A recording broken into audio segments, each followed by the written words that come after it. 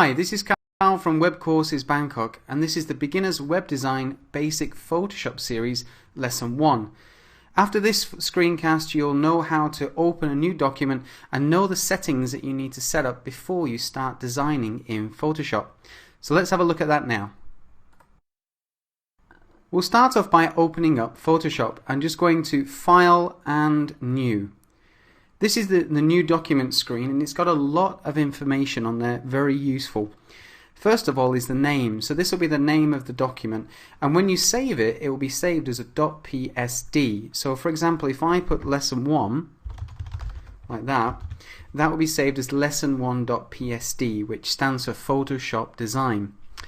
We've got presets here. Now the presets are actually very useful for us web designers because we have a web preset here, especially on CS5.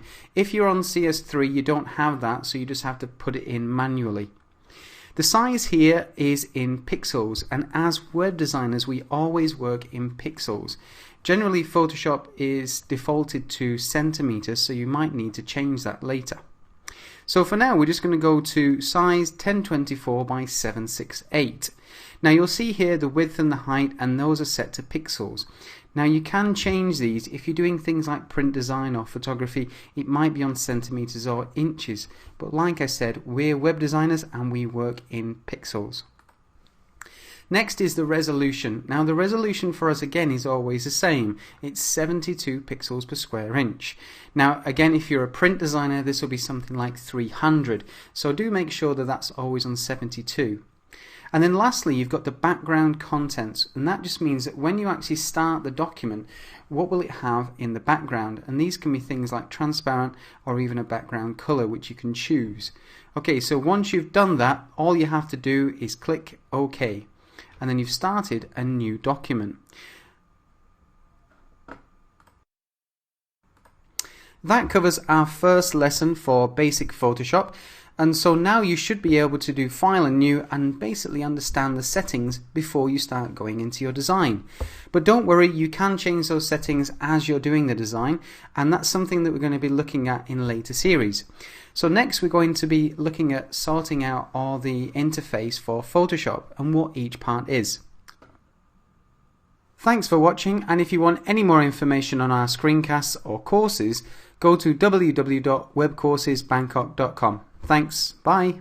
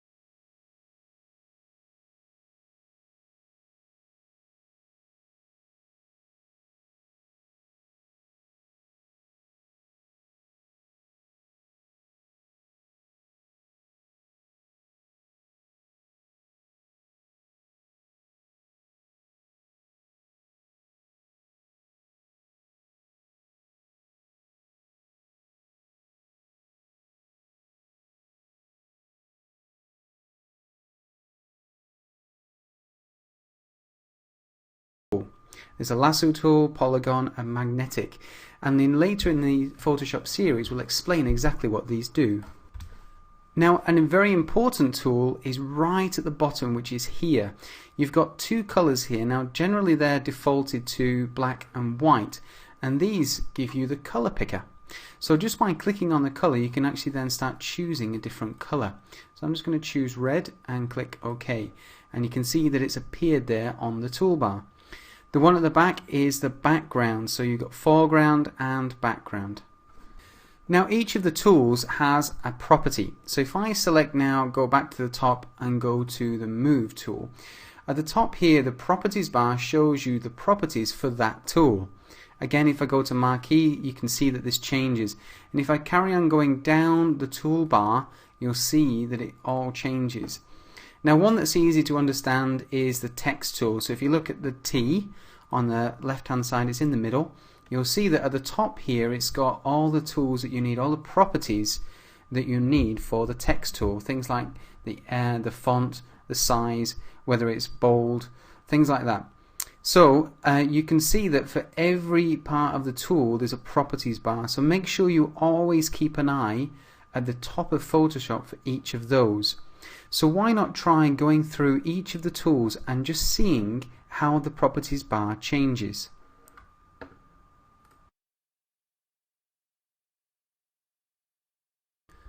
Next we have the menu bar, and this is going right along the top here.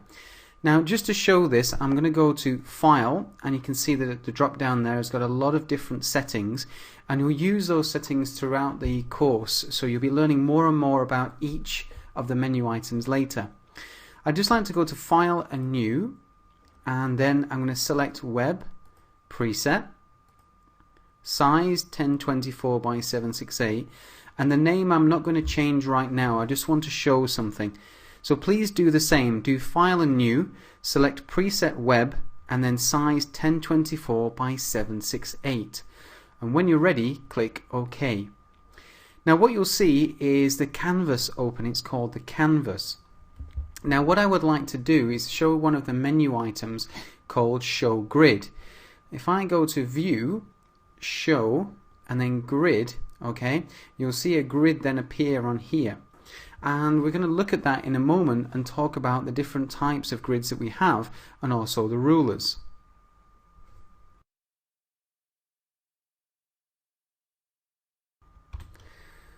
Next we have the palettes.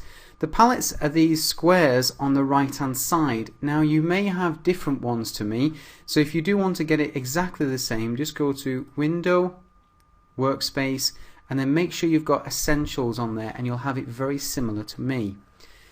Right, first of all what I want to do is change this so it's sort of better for when we're actually designing websites. Now swatches is not something that we generally use too much, so I'm just going to double click on the word swatches and you'll see that it hides. If I double click again it comes back, so I'm just going to double click and hide that. Now already one of the most important panels that we use is much bigger, which means I can see a lot more information.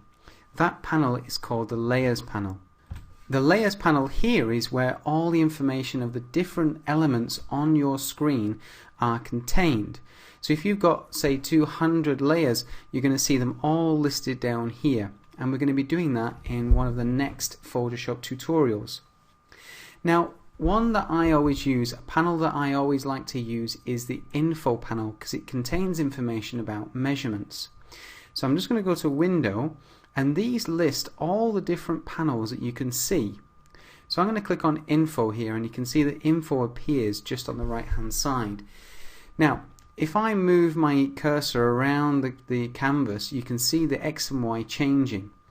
Now one thing I would like to do is I'm just going to quickly use the rectangle tool here. You can see that the width and the height are changing. Okay, so as you're drawing any sort of object or maybe changing a picture, changing the size, you'll be able to see the width and the height in the Info panel, and this is very useful if you want to get things pixel perfect. Speaking of pixels, I'd like to show you how to see pixels rather than say the default way of showing, which is centimeters and inches. Because like I said, it's always for pixels for web designers. Now again we're going to go back to View, and I'm going to show Rulers here. It's just below the Show, and go to Rulers. Now if it says 0, 1, 2, 3, it's probably because it's set to inches.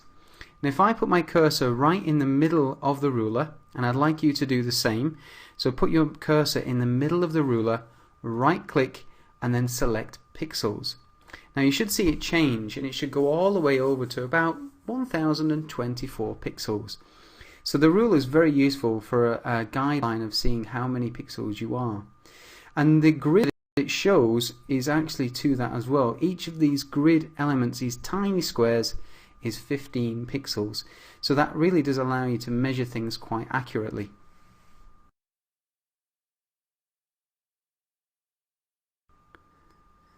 Now lastly, we have tabs.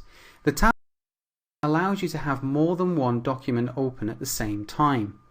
Okay, so this one's called Untitled 1. So I'm just going to go to File and New, and it will call it automatically Untitled 2, and I'm going to click OK. I don't need to change any of the other settings. So if I click OK, I now see two tabs, and I can quickly go from each design just by clicking on the tab. If you want to remove the tab from here, you click and drag it, and then you'll be able to see both of your designs at the same time. So if I click and drag that back, a blue line will appear and it will be backed, and that's actually called docking the tabs.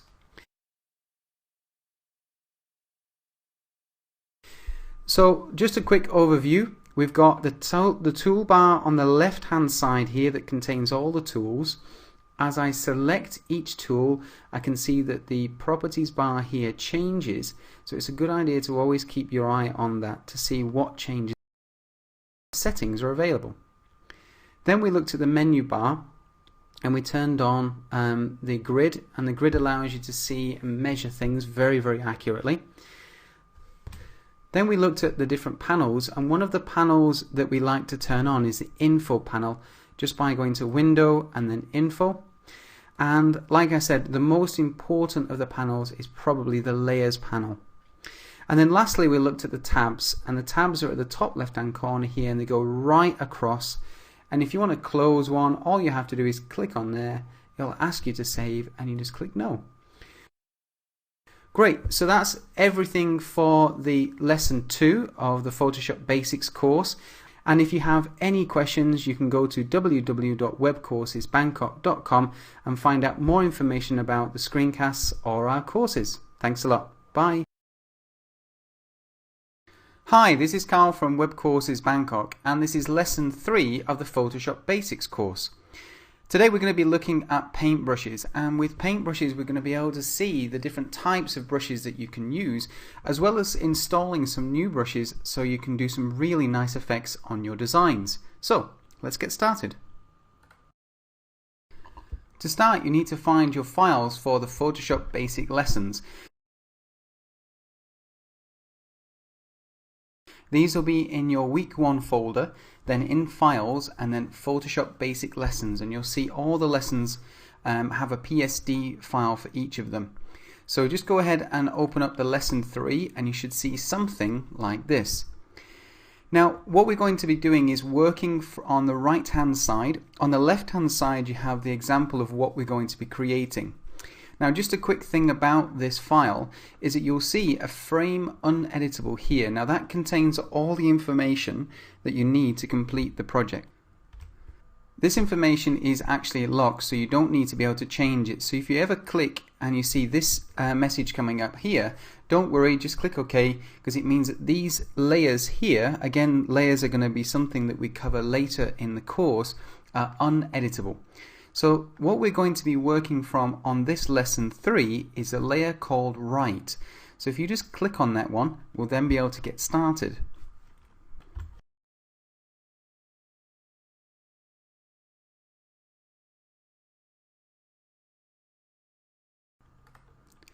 So first of all we need to select the paintbrush tool. That's on the left hand side here, and if I leave my mouse there you can see that the shortcut key is B.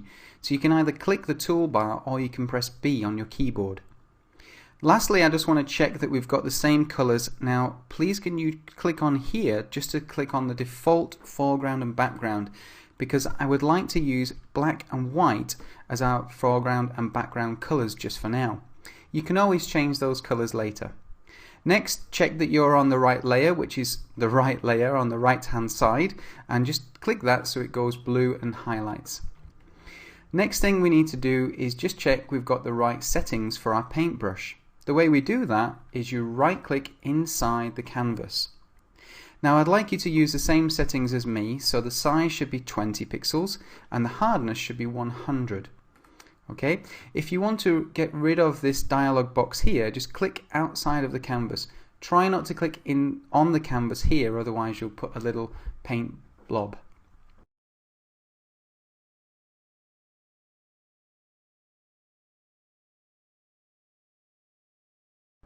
So we're just going to copy the wavy line same as on the left hand side. So I'm just going to click and hold and move that off like that. Now I can make more lines, and if I want to get rid of these lines or go back on any mistakes that I've made, just go to Edit and then Step Backwards, and you can keep going backwards until you've got back to exactly what you want. For those of you who like using shortcuts, and I highly recommend you do, go to Edit and you'll see that the shortcut for Step Backwards is Alt, Control and Z. Now if you're using a Mac, that's Alt, Command and Z. So if you just use it with your left hand, you can use it with your middle 3 fingers, and it's a quick way of going back and going over what you've done.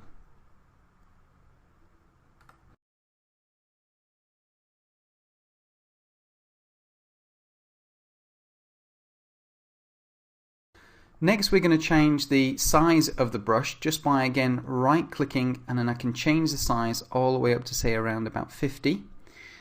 Okay, and you can select them from here as well. This one here is 50 pixels, so you can quickly select it as well. Later we'll be looking at the different brushes that are available, but for now I'd like you to use a size of 50 and a hardness again of 100. So I'm just going to click outside my canvas to get rid of the dialog box, and then I can quickly do the same type of design.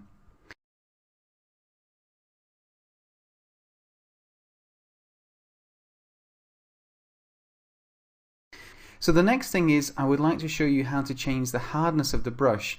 Now if you imagine it like a real paintbrush, if it's softer you'll get a more fuzzy edge around it. That's always nice if you're doing things like retouching. So I'm going to again right click, and this time I'm going to bring the hardness down to around about 50%. Click outside of the dialog box and then you can see the difference. You can move it down even further, down to say maybe 0%, and you can see a real difference in how hard the actual brush is. Again, I just want to get rid of that, so I'm going to do Edit and Step Backwards. Great, so now we're ready for a custom brush.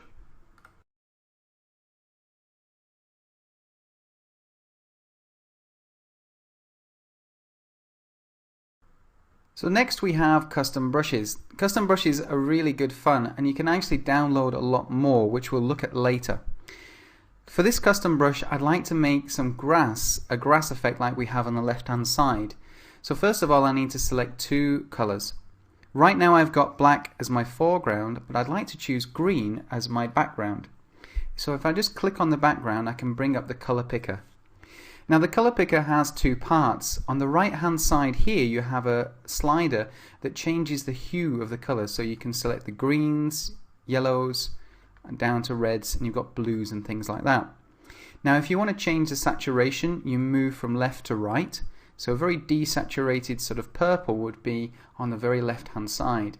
If you want to change the brightness of the color you move up and down. So right now I want to have like a nice normal sort of grass green, so I'm going to move the slider down to green and I'm going to click inside the box here to select a nice green color, not too dark, not too desaturated. Perfect. Great, so now that I've got my color selected I click OK and I'm ready to use my custom brush. To use a custom brush I need to select it first, so I'm going to right click to bring up the dialog box again. And I'm just going to move down, and you'll be able to see that there's already a lot of the brushes available. You can add more brushes by clicking on this tiny little arrow on the right hand side, and you can add a lot more here. So all I need to do now is I'm going to select 134 from the list here. Now 134 is just grass. The numbers actually correspond to the size. So if I just click away from the dialog box, and then you'll see very quickly what happens if I click and hold and create my grass effect. And this is just one of many of the custom brushes that you can use.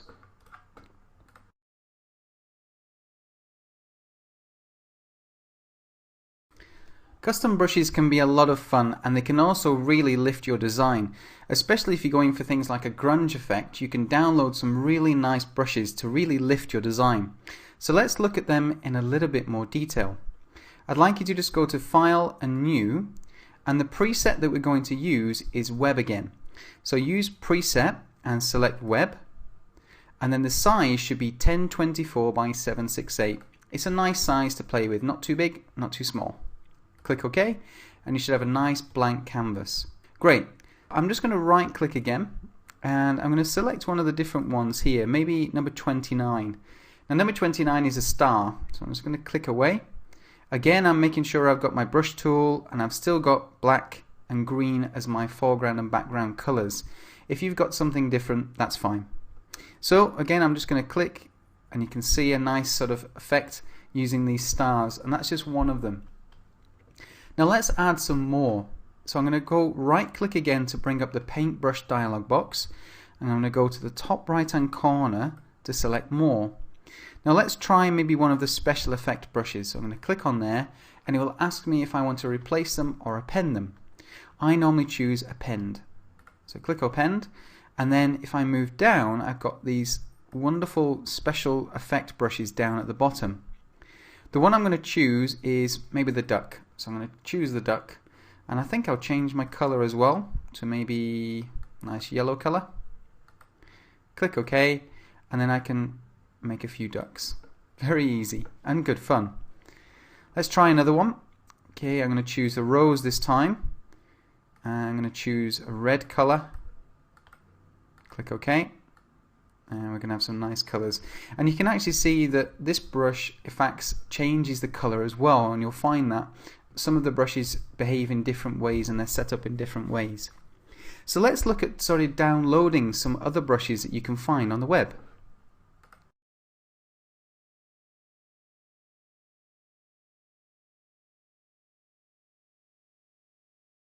Now to install more custom brushes, you can go to our resources website, which is my.webcoursesbangkok.com. Now once you're there, look for the Photoshop category. Just click on that. Click on the free Photoshop brushes, and you'll go to the post containing a list of 5 websites where you can download a lot of Photoshop brushes. Now if I just move down, I'm going to click on the very first one here called F-Brushes.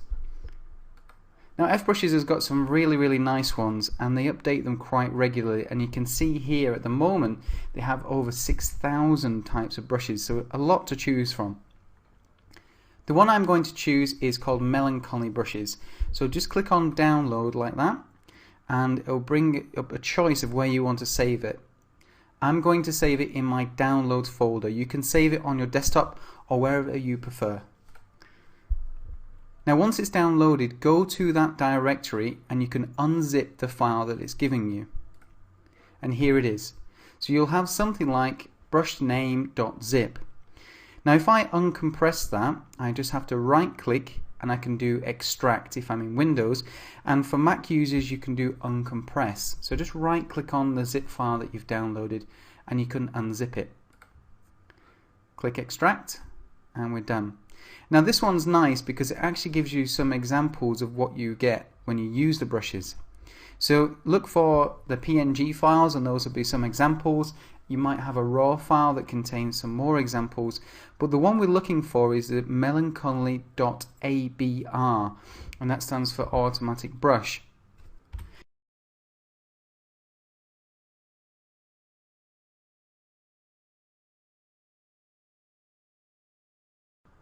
To install the new brushes, all you need to do is double click on the brush name. Now if you look down, you'll be able to see all the brushes that we've installed now, and you can see a big list of them at the bottom. Now just before we use them, let's create a new canvas. So we're going to go to File and New, and again Web 1024 by 768, and click OK. Now the color you choose is up to you, but the brush that we want to use is one of the new custom ones. To select them, right click, bring up the dialog box, and then just choose one of the brushes. Click, and there you go. So this is one of the splatter brushes. If I right click again, I can choose another one, and you can carry on using the brushes until you really lift your design. You can download lots and lots more custom brushes, but I do advise you only downloading the ones that you need, because otherwise your dialog box here will get really full very quickly. So that's everything for the paintbrush tool, and we've also looked at installing some custom brushes that you can use to really improve your designs and save a lot of time. Next in the course we're going to be looking at layers, which are a very important part of Photoshop.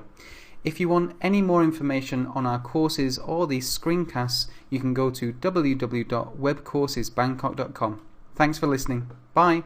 Hi, this is Carl from Web Courses Bangkok, and this is Lesson 7, Shapes and Custom Shapes. Shapes is something that we use a lot when we're designing a web page. It's used to make the layout and lots of other elements on the screen. So let's get used to this really useful tool. The files for this screencast are in your Beginners Web Design folder, Week 1, Files, and then look for Photoshop Basic Lessons. Once you've found the directory, you're looking for Lesson 7, Shapes and Custom Shapes.psd. Give it a double click and it will open up straight away. So let's get started. Now, as you can see, we have a lot of choices of different shapes. Everything from rectangles to circles, and at the bottom there we've got some custom shapes. The shape tool is on the left hand side near the bottom here, and if I click and hold, I can see that I've got a lot of choices. Just out of interest, if you want to make a square, you use the rectangle, and if you want to make a circle, you use the ellipse tool. That's something that confuses a lot of people. Now, at the top here, the properties bar tells us a lot of information about what's going on with this tool. On the left hand side here, we can see we've got a solid shape, and I want you to make sure of these three icons here, this one is selected, and it means that we're actually going to create a shape layer. In other series we'll be looking at things like paths, and that's not what we're going to do today, so I want to make sure that you've got the first one selected. Here we've got the different types of tools, the same as we found here in the menu. Next we've got the custom shapes we'll be looking at later, and then we've got the different types of settings for the shape. Lastly, we've got the style. Now, if you've applied any effects like we looked at in the other series to a shape, when you do a new one, Photoshop gives you a little bit of help and gives you that same effect on the new shape.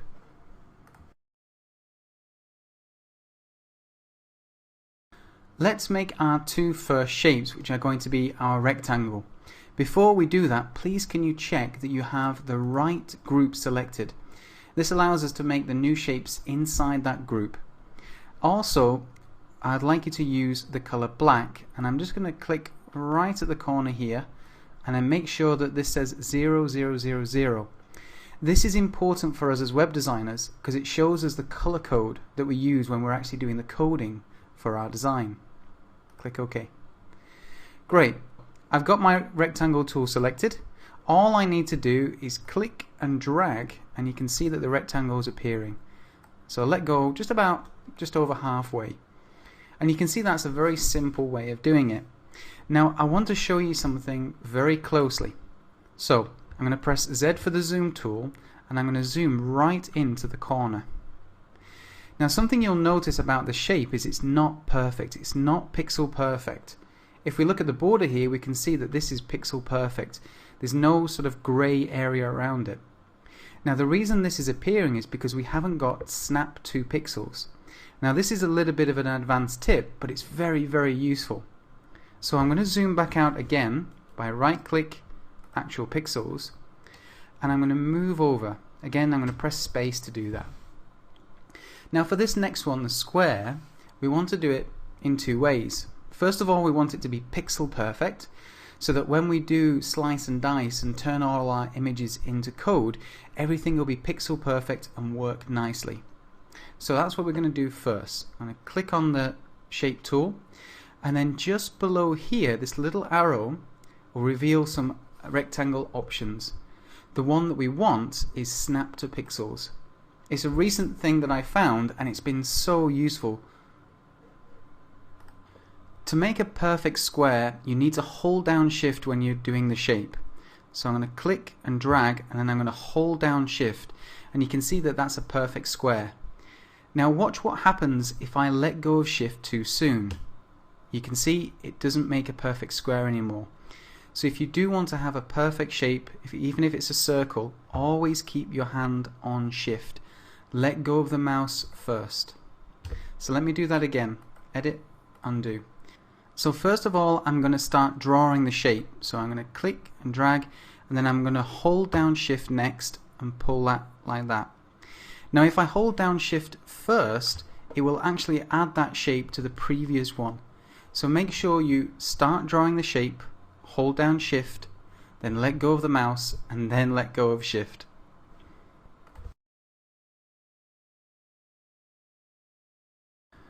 Now just before we move any further, I would like you to name your layers. This is a good habit to get into, otherwise you can get really lost. So just double click on the word and it will highlight it so you can change it. So I'm going to call this rectangle. And the one above is going to be called square. Now you'll notice here that the square is above the rectangle. That's something that Photoshop does. Every time you make a new layer, it adds it on top of the current layer. And that's just so you can see it.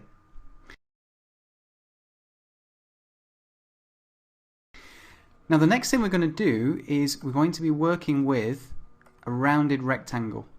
Now you use rounded rectangles everywhere, especially in things like buttons. So the rounded rectangle tool is just below here, or you can also find it on the properties bar here. If you look at the properties bar, you'll see something called radius. And the radius just means how much curve is on the rounded rectangle. Now let me just show you a few examples. If I draw my shape now, you'll see that there's a little curve. I'm going to go to Edit, Undo. Now if I change this to maybe 50, you can see that that curve gets much bigger. So it depends on how much curve you want on your shape. For us in this example, we just want to use 10. So just set your radius to 10. Great.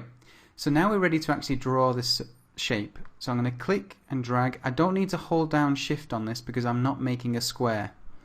As soon as I'm ready, I can let go, and there's my rounded rectangle. Now before we move on to the ellipse tool, I want to name this layer.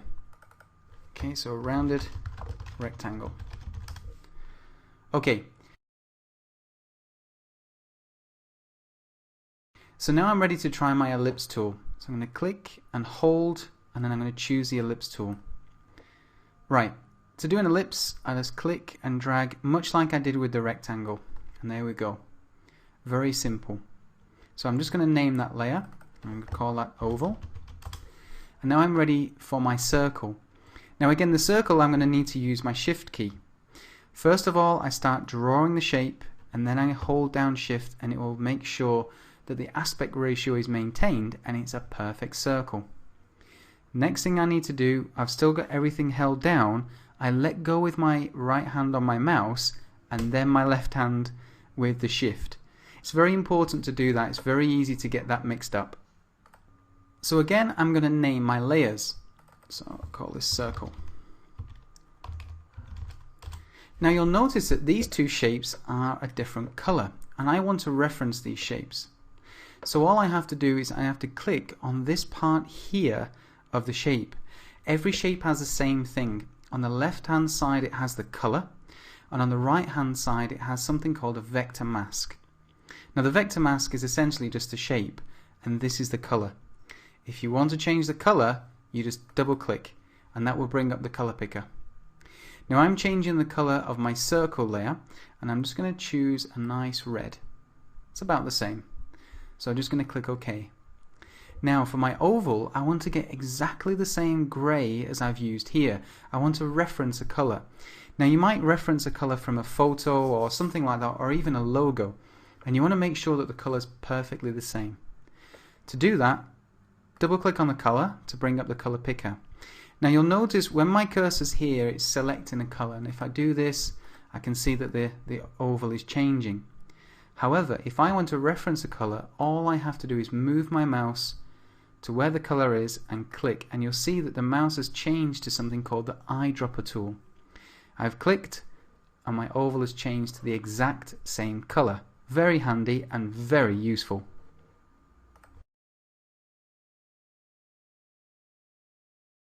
So before we move on to custom shapes, just click OK. I'm going to hold down space and move down a little bit so we've got some space to do our new shapes. Now to select the custom shape tool, I just click and hold, and I've got the custom shape tool here. Now if you look at the properties bar closely, you'll see that something's changed. You've now got this part here. If I click on the tiny arrow to the right hand side, I can see I've got a choice of custom shapes. There's not many, but we can always add some more later. The one I'd like you to choose is just this thumbtack. So I'm going to click away, and then to draw it I click and drag, and this time I'm going to hold down shift as well just to make sure the aspect ratio is the same, and there we go, got a nice thumbtack. And that's just one of probably hundreds of thousands of different shapes. Now if we want to have a different one, say something like a speech bubble here, we need to add a few more shapes. To do that, I'm going to go back to the shape tool at the top here. I'm going to look to the right here for a little arrow pointing to the right, and I'm going to move down and select all. Now it's going to ask me if I want to replace them, but I'm just going to click append.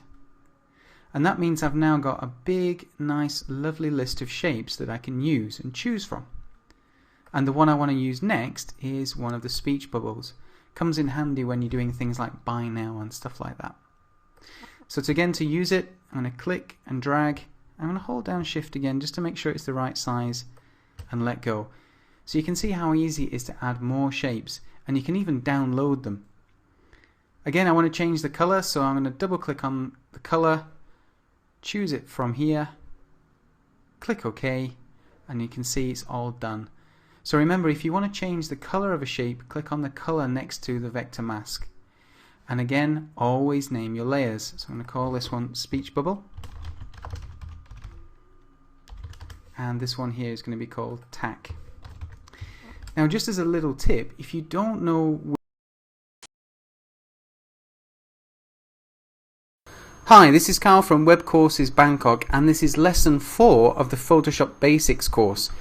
Today we're going to be covering layers and groups. Now layers are the most important part of Photoshop because they allow you to make changes to specific areas on the screen. And with groups you can group those layers together to make it more manageable when you're designing. When I'm designing a website I can have up to maybe 200 layers, so groups are an absolute lifesaver. So let's get started. For this lesson you need to open up your lesson 4 PSD, and that's in your beginners web design folder. Then go to week 1, files, and you'll see the Photoshop basic lessons. In there you'll find your lesson 4.psd. So if you just open that, we'll be able to get started. So we'll start by opening up the PSD. So just double click on layer 4.psd. Now this is what we're aiming for. On the left hand side all the layers have been reordered and grouped. So this is exactly what we're aiming for. On the right hand side we still need to do a few things, which you can see by the instructions. First of all, we're going to be looking at reordering the layers. Now you'll notice that the black square is behind the green circle. So on the right hand side we need to reorder these layers, and this is very similar for the picture with the text as well. So first of all we're going to be reordering the layers. To reorder the layers we need to have the layers panel open. If you don't have it, click on window and then layers. Right, the first place we're going to be playing with is the shapes. Now you'll notice that the shape layer here is got the green below the black layer. So all you need to do is quickly move that up above the black and you'll see it automatically reorders it for you. Now let's do that again for the picture. So if you look for the group called picture and text, and then look for the layer that says hello, which stands for the actual text that's actually behind the picture. Now you'll notice the order of this. The sub screen is above, it's further towards the top of the layers. So that means that the hello is behind it. So if you think of it like a deck of cards, the hello is below the subscreen. Again, all we need to do is click on the word.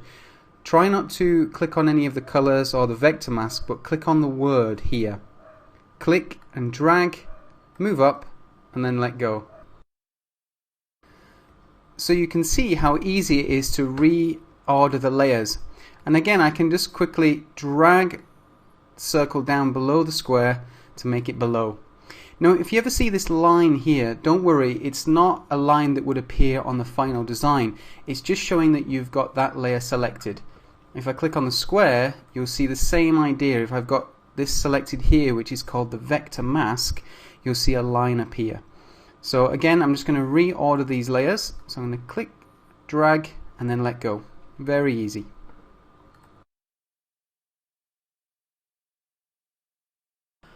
Next, we want to group our layers. Now, grouping your layers is very important because it allows you to keep your layers panel nice and manageable.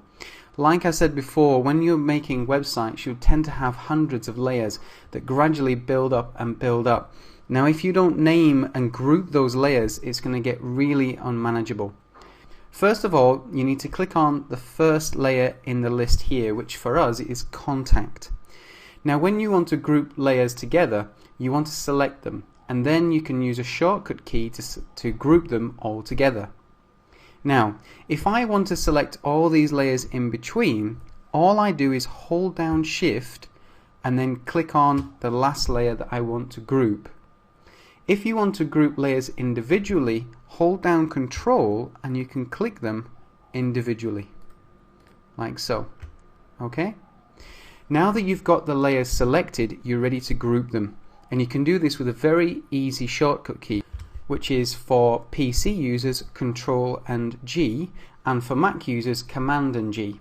So just hit Control or Command and G, and instantly you'll see all the layers grouped up.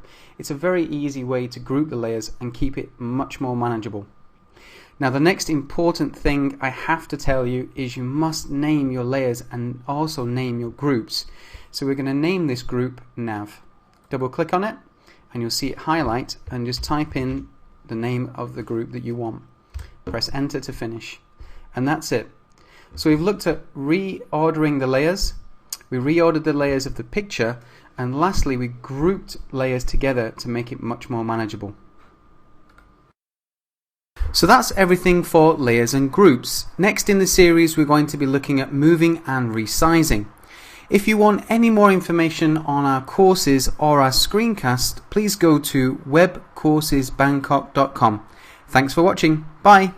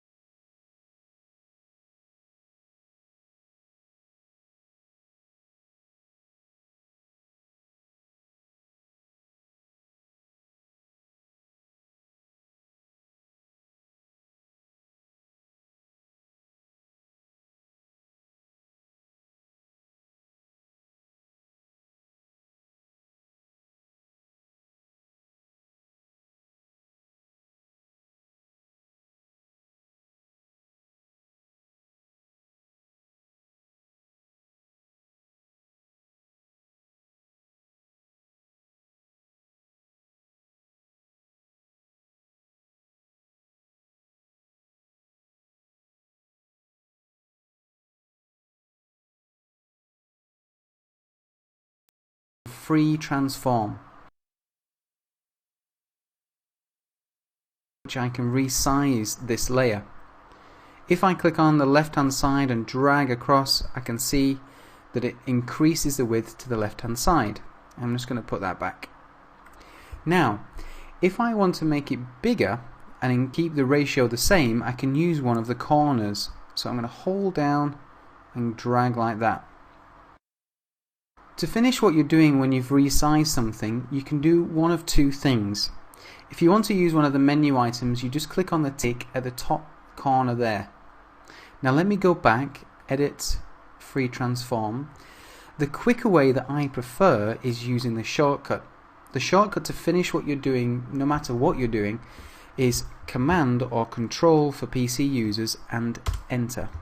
And that totally finishes what you're doing.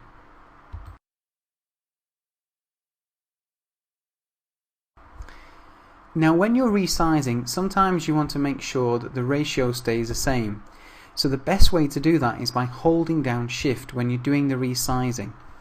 So let's go back, edit and transform. And then again I've got all the different handles that I can change it. Now when you want to keep the ratio the same, you must only use the corner sides of the layer that you want to change. So these are the top right, bottom and left right corners. So hold down Shift and then drag up, and you can see that it's going exactly to the same ratio. And that's something you should keep in mind when you're resizing photos, because you don't want their ratio to go off. Okay, we're now ready to do something else with the transform tool, and that's actually rotate it. The other way to do the transform tool is by using the shortcut. Now I highly recommend you get used to this shortcut because you'll use it a lot. So like I said before, you must first select the layer that you want to change. So I'm going to click on the picture layer, and then I'm going to use the Control and T, or Command and T for Mac users, which is a shortcut for free transform. You can see it here, free transform, Control and T. Okay, to start rotating, all you have to do is click and hold and move it around. Okay, so you can see it's very easy to move it around. Again, if you want to finish what you're doing, just press Command or Control and Enter. Now a little tip about this is I like to use Shift when I'm rotating things around because it moves in a set angle. So let's go back, edit and step backwards. Again, I'm going to select my layer, press Control and T to apply the free transform tool. So click and hold, holding down Shift, and I can move it around. And you can see that it's moving around in these set angles, which makes it much easier to get it exactly 180 degrees around and then to read the sign. So to finish what I'm doing, I'm just going to hold down Control and Enter, or Command and Enter if you're using a Mac, and then we're all done. So that has been moving, and we've looked at how you use the Shift key to hold it down, and that means that when you move something, it moves in the same plane rather than it being a bit random. Same thing goes for resizing. If you want to resize it and keep the aspect ratio perfect, again hold down Shift. And then lastly, we rotated an image, and we saw that holding down Shift helped us get it exactly 180 degrees so that we can read the sign. So that's everything for moving and resizing. Next, we're going to be looking at zooming and panning so that you can really get into your design and look at things in a lot more detail and get everything pixel perfect. If you want any more information on our courses or our screencasts, please go to www.webcoursesbangkok.com. Thanks for watching. Bye.